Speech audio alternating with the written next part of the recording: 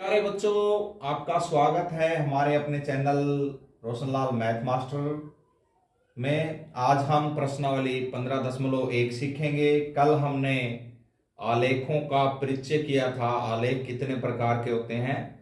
मुझे पूरा विश्वास है कि आपने कल की भूमिका देख ली है, पढ़ ली है। तो आज हम प्रश्नावली 15.1 करेंगे, कक्षा 8वीं की। तो आपने अपनी किताब खोल के रखनी है साथ में। तो पहला प्रश्न देखिए, निम्न आलेख किसी अस्पताल में एक रोगी का प्रति घंटे लिया गया तापमान दर्शाता है। तो प्यारे बच्चों देखो, 15.1 प्रश्नावली का पहले सवाल का ये ग्राफ दिया हुआ है, आपने इसमें ध्यान से देखना है। तो मैं ये पहला प्रश्न पढ़ता हूं। इसका पहले सवाल का पहला पार्ट क्या है, देखिए। रोगी का तापमान 1 बजे दोपहर क्या था। तो यहां पे हम देखेंगे, यहां पे एक है, इसकी सीध में ये दे रखा है, ये तापमान है। यहाँ पे ये जो ऊर्ध्वाधर लाइन है ये तापमान को दिखा रही है, और जो एक्स लाइन है ये समय को दिखा रही है। 1 बजे क्या था, 36.5 डिग्री सेल्सियस था। 1 बजे रोगी का जो तापमान है, 1 बजे रोगी का तापमान कितना है, तापमान कितना है, 36.5 डिग्री सेल्सियस। प्यारे बच्चों, ये मैं ग्राफ से देख के लिख रहा हूं, आपने ग्राफ में देखना है। ये प्रश्न नंबर बी था, यहां पे हम था लिखेंगे, था। तो प्रश्न नंबर बी, रोगी का तापमान 38.5 डिग्री सेल्सियस कब था। देखो यहां पे हम तापमान को देखेंगे, ये 38 है, ये 39 है, और 38.5 इसके बीच में ये है 38.5, और ये कितने बजे है, 12 बजे। हम यहां पे क्या लिखेंगे, 12 बजे 38.5 डिग्री सेल्सियस रोगी का तापमान था। और सी पार्ट देखिए इसका, इस पूरे अंतराल में रोगी का तापमान 2 बार एक समान ही था। ये दो समय क्या क्या थे, देखो प्यारे बच्चों, आपके पास किताब होगी, ये एक तो ये है और एक ये है। यहाँ पे जो तापमान बिल्कुल समान है, और ये समय क्या है, एक तो दोपहर के 1 बजे है और एक 2 बजे। तो ये दोपहर, यहां पे हम लिखेंगे दोपहर 1 बजे वह 2 बजे क्या था, रोगी का तापमान, रोगी का तापमान क्या था, समान था, बराबर था। तो प्रिय विद्यार्थी, आपको समझ में आ गया होगा। अब हम डी पार्ट देखेंगे। डी पार्ट में क्या है, 1:30 पर दोपहर रोगी का तापमान क्या था। तो यहां पे देखिए प्यारे बच्चों, यहां पर 1 बजा है और यहां पे 1:30 है। तो अभी पिछले प्रश्न में हमने देखा है 1 और 2 बजे दोनों समान था तापमान, और वो कितना था, 36.5 था। तो हम यहाँ पे लिखेंगे 1:30 पे है जो रोगी का तापमान, रोगी का तापमान क्या था, 36.5 डिग्री सेल्सियस था। अब इसका ई पार्ट देखो, किन अंतरालों में रोगी का तापमान बढ़ने का रुझान दर्शाता है।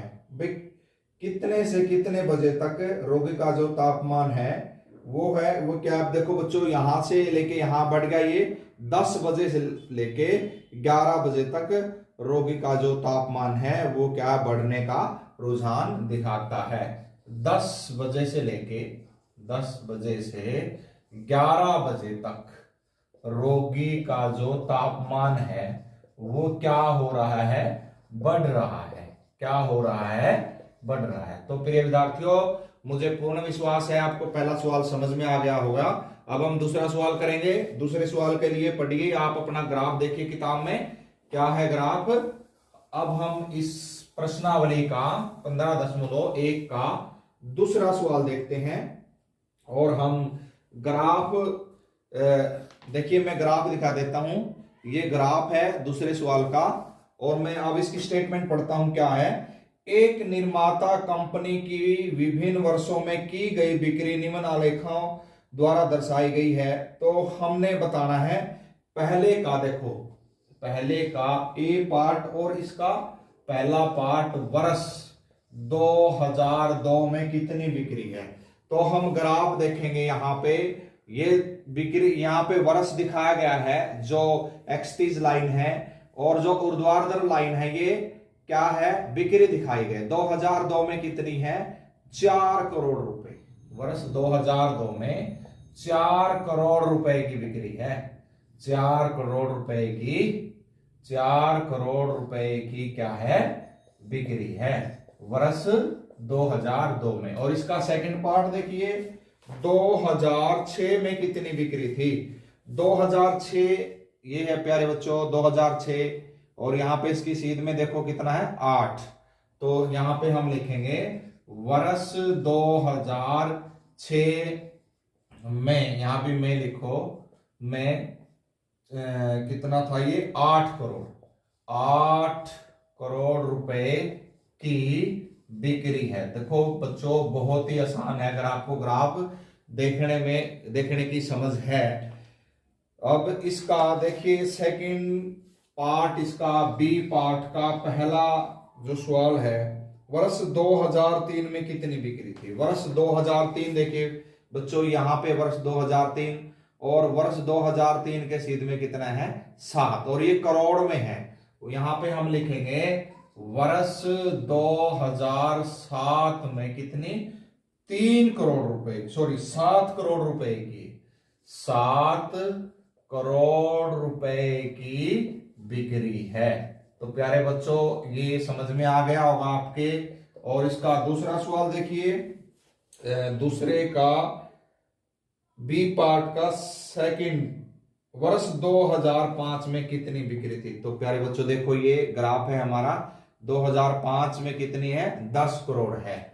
वर्ष 2005 में 10 करोड़ रुपए की बिक्री है, 10 करोड़ रुपए की बिक्री है। बहुत ही आसान सवाल है ये, ग्राफ देख देख के हमने जवाब देने हैं। अब सी पार्ट देखिए, सी पार्ट में क्या दिया हुआ है, वर्ष 2002 तथा वर्ष 2006 की बिक्रियों में अंतर बताइए। वर्ष 2002 में कितनी है, 4 करोड़, और वर्ष 2006 में कितनी है, 8 करोड़। बिल्कुल आसान है। तो इनका अंतर कितना हो जाएगा, 8 करोड़ में से 4 करोड़ घटा देंगे, कितना आ जाएगा, 4 करोड़ रुपए आ जाएगा इनका अंतर। बहुत ही आसान सवाल है ये। और अब हम इसका डी पार्ट करते हैं, किस अंतराल में बिक्रियों का यह अंतर सबसे अधिक था। किस अंतराल में ये जो बिक्रियों का अंतर है सबसे अधिक था। तो प्यारे विद्यार्थियों आपने यहां पे देखना है ग्राफ में, 2002 में कितनी थी, 4, और 3 में कितनी होगी, 7, और फिर यहां पे ज्यादा है, 2004 में थी 6, और 2005 में कितनी होगी, 10। तो 2004 और 2005 में बिक्रियों का अंतर सबसे अधिक था। किसमें, 2004 व, यहां पे लिखेंगे वर्ष 2004 व वर्ष 2005 में बिक्रियों का अंतर सबसे अधिक था।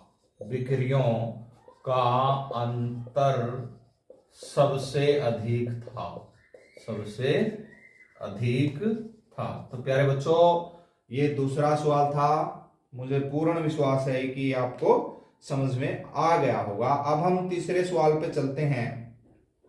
वनस्पति विज्ञान के एक प्रयोग में समान प्रयोगशाला परिस्थितियों में 2 पौधे ए तथा बी उगाए गए हैं। तो प्यारे बच्चों जब तक मैं साफ करता हूं आप स्टेटमेंट पढ़िए, बहुत ही आसान है ये। देखिए मैंने कल भूमिका में बताया था द्विदंड आलेख भी होता है। तो यहां पे द्विरेखीय आलेख दिया हुआ है। तो ये क्या कह रहा है, वनस्पति विज्ञान के एक प्रयोग में समान प्रयोगशाला परिस्थितियों में 2 पौधे ए तथा बी उगाए गए। 3 सप्ताहों तक उनकी ऊंचाइयों को हर सप्ताह के अंत में मापा गया और परिणामों को निम्न आलेख में दर्शाया गया। ये ग्राफ दिया हुआ है, रेखीय ग्राफ है, ये रेखीय आलेख है। तो यहां नीचे सप्ताह दिए हुए हैं, जो हमारी एक्सतीज रेखा है उस पर सप्ताह दिए हुए हैं, और जो ऊर्ध्वाधर रेखा है उस पर पौधे की ऊंचाई दी गई है। तो हम प्रश्न तीसरे का ए पार्ट देखते हैं, हम ए पार्ट देखते हैं। और इसमें देखिए जो गाढ़ी लाइन है पौधा बी है, और जो डॉटेड है दानेदार है वो पौधा ए है। प्रश्न नंबर ए का पहला पार्ट 2 सप्ताह बाद 3 सप्ताह बाद पौधे ए की ऊंचाई। तो हम यहां पे ए का पहला पार्ट देखेंगे 2 सप्ताह बाद, 2 सप्ताह बाद पौधे ए की ऊंचाई।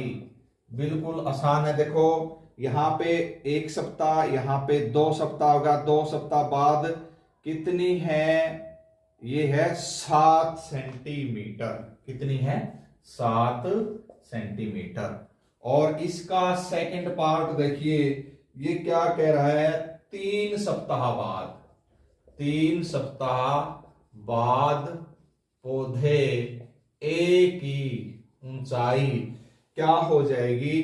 3 सप्ताह बाद पौधे ए की ऊंचाई है 9 सेंटीमीटर। मैंने ग्राफ में देख के बताया प्यारे बच्चों, तो आपने अपनी किताब में देखना है जब ये वीडियो देखनी है। अब हम प्रश्न नंबर तीसरे का बी पार्ट का पहला पार्ट देखते हैं। ये क्या कह रहा है? 2 सप्ताह बाद, 2 सप्ताह बाद पौधे, अब हमने बी की देखनी है, पौधे बी की ऊंचाई। और जो पौधे बी की ऊंचाई है वो जो गाढ़ी लाइन है, गहरी लाइन है, उसके द्वारा दिखाई गई है। तो 2 सप्ताह बाद बी पौधे जो बी की ऊंचाई है वो कितनी है? 7 सेंटीमीटर है। सेम है, बराबर है। और इसका सेकंड पार्ट देखिए क्या है, 3 सप्ताह बाद पौधे बी की ऊंचाई, 3 सप्ताह बाद पौधे बी की ऊंचाई। अब मैं ग्राफ में देख के बताता हूं। ये देखो, ये सप्ताह 3 है, सप्ताह 3 में बी यहां पे दिया हुआ है, और बी की कितनी है? 10 सेंटीमीटर। कितनी है? 10 सेंटीमीटर है। तो प्यारे बच्चों, इसका सी डी पार्ट और ई पार्ट आपने खुद करना है। और सवाल नंबर 4 भी इसी प्रकार है। देखिए रेखीय आरेख है, इन ग्राफ को देख करके आपने प्रश्नों का उत्तर देना है। इसमें कोई ऐसी बात नहीं है कि आपको नहीं आएगा। कल हम सवाल नंबर 5, 6, 7 सीखेंगे। आज के लिए आपने प्रश्नावली 15.1 के सवाल नंबर 1 से लेके 4 तक सीखने हैं। वीडियो देखने के लिए आपका बहुत बहुत धन्यवाद। तो प्यारे बच्चों, अगर आपका कोई रिश्तेदार या आपका कोई दोस्त किसी दूसरे स्कूल में है तो अपने चैनल को आप उनसे सब्सक्राइब करवा सकते हो। ये हिंदी मीडियम की वीडियो है, हिंदी मीडियम के बच्चों के लिए। तो आप मेरे चैनल को ज़्यादा से ज़्यादा सब्सक्राइब भी करवाएं। आपका बहुत बहुत धन्यवाद।